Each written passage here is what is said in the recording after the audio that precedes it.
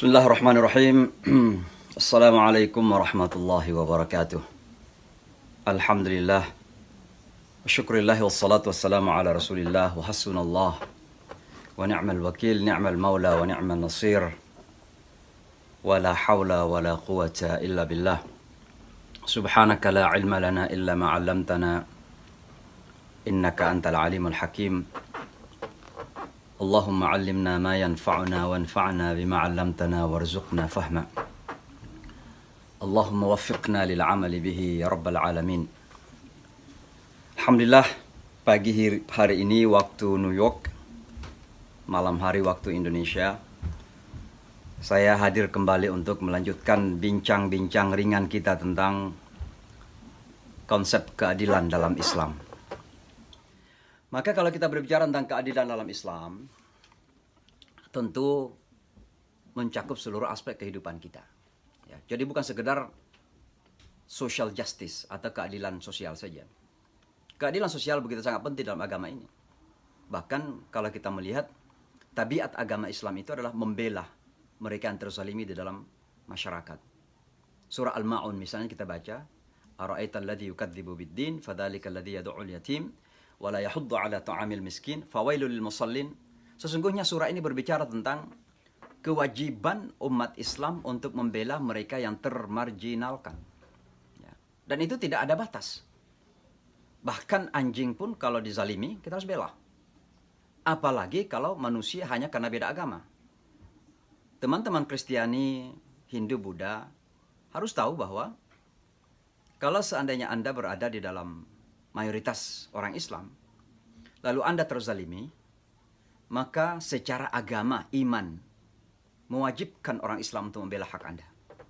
Dan itu yang dilakukan oleh Rasulullah SAW sampai-sampai mengatakan, Man adha dhimmiyan fa ana khasmuhu yawmal qiyam.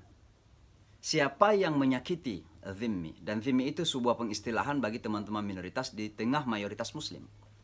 Siapa yang menyakiti dhimmi, fa ana khasmuhu, saya lawannya, musuhnya. Yawmal qiyamah, pada hari kiamat nanti. Demikian tegasnya Rasulullah SAW. Maka sekali lagi yang namanya social justice begitu sangat esensi dalam kehidupan kita. Tapi keadilan bukan hanya social justice saja, tapi dalam segala aspek kehidupan. Nah tentu yang pertama dan terutama sekali, dan ini saja yang saya ingin sampaikan kali ini, adalah keadilan kita kepada pencipta. Al-adlu ma'allah. Keadilan kepada Allah Subhanahu wa ta'ala. Loh, kok Allah memerlukan keadilan? Allah tidak memerlukan apa-apa dari makhluknya. Tapi justru kita harus adil kepada Allah Subhanahu wa ta'ala demi untuk kepentingan dan interest diri kita sendiri. Ya, kenapa demikian?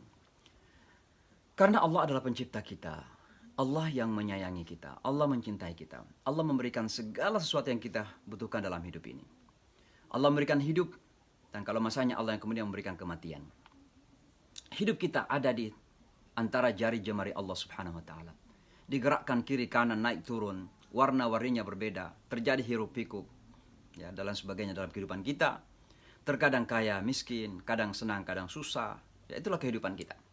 Tapi kita yakin Allah lah yang mengatur semua kehidupan kita. Huwal khaliq, al-malik, al-mudabbir. Dialah yang mencipta, memiliki, dan mengatur kehidupan kita. Ar-Razzaq yang memberikan rizki kepada kita. Segala sesuatu yang kita butuhkan dalam hidup ini. Itulah Allah Subhanahu wa ta'ala. Lalu kemudian kenyataan seperti ini. Tapi kemudian kenapa ya masih banyak manusia yang mengambil objek-objek lain sebagai Tuhan selain Allah? Maka terjadi penyembahan kepada selain Allah. Itulah yang diistilahkan dengan syirik. Maka syirik dalam Islam itu dianggap sebagai zulmun azim, sebagai kezaliman yang paling nyata, yang paling besar. Kenapa? Kalau orang tidak adil kepada Tuhan, bagaimana bisa adil kepada dirinya, bagaimana adil kepada keluarga dan kemudian masyarakat sekitarnya. Maka sekali lagi, la ilaha illallah itu adalah merupakan fondasi keadilan dalam kehidupan kita.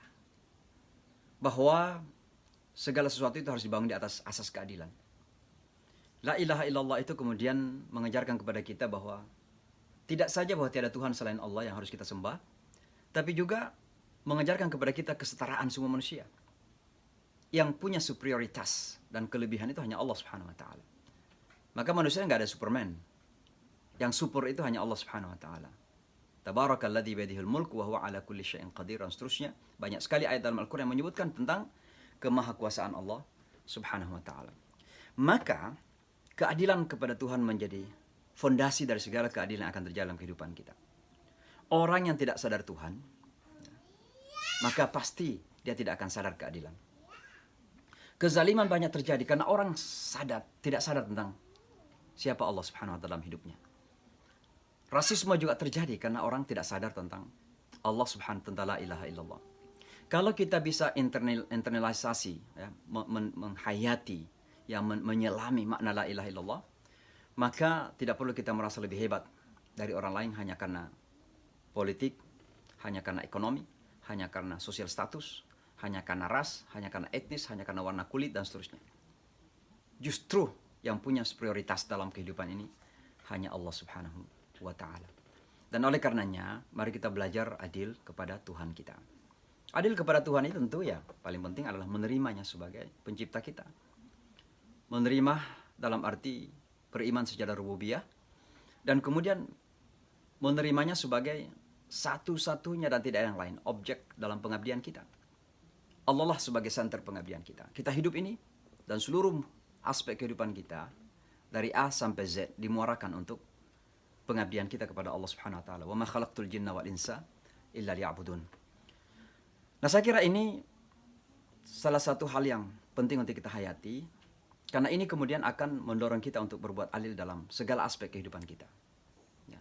Orang Islam yang mendeklarasikan la ilaha illallah tapi gagal menegakkan keadilan, berarti masih gagal menegakkan makna la ilaha illallah dalam hidupnya.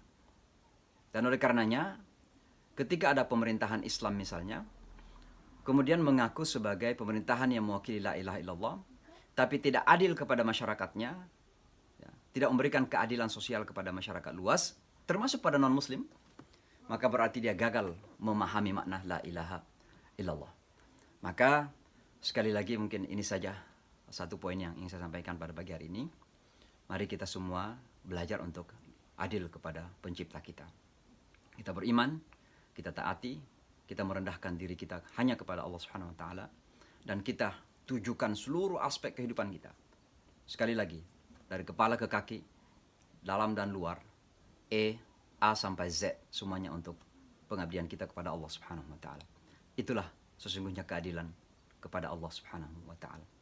Selanjutnya kita akan ngobrol lagi tentang banyak makna keadilan dalam kehidupan kita. Mudah-mudahan Allah Subhanahu wa taala menjaga kita. Saya ingin mengingatkan kembali kepada teman-teman kami, baik yang ada di Indonesia maupun yang ada di luar negeri.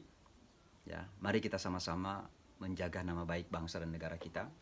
Siapapun Anda, agamanya apapun, rasnya apapun, etnisnya apapun, bahwa jangan kita kemudian menggadaikan bangsa dan negara kita ini, mungkin karena untuk kepentingan-kepentingan tertentu. Saya tidak perlu menyebutkan itu.